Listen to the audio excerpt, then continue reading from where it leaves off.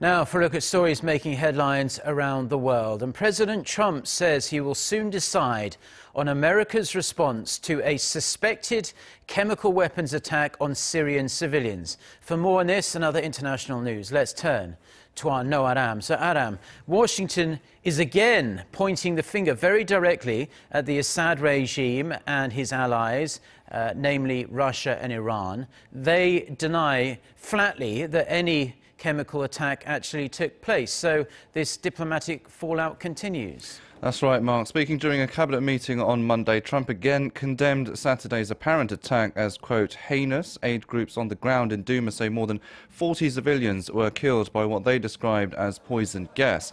Just over a year ago, Trump ordered dozens of cruise missiles to be fired at a Syrian airbase after declaring the Assad regime had used a banned gas on civilians. In Monday's cabinet meeting, he did not rule out another U.S. military attack on Syria, adding Russian President Vladimir Putin may also be held accountable for supporting Damascus.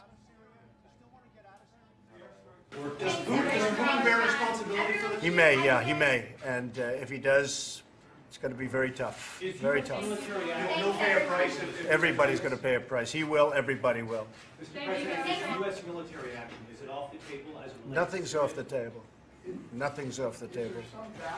Syria and its allies, Russia and Iran, have all denied there was any chemical attack. The Russian military also said its officers had visited the apparent site of the attack in Douma and found no evidence to back up reports of poison gas being used. Amid the deliberations at Washington, the US and Russia clashed at the UN Security Council, which was meeting on Monday to discuss the issue.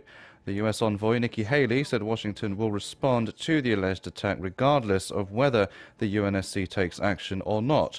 Russia's UN ambassador Vasily Nebenzia warned America of, quote, grave repercussions if it carries out an attack against Syrian government forces.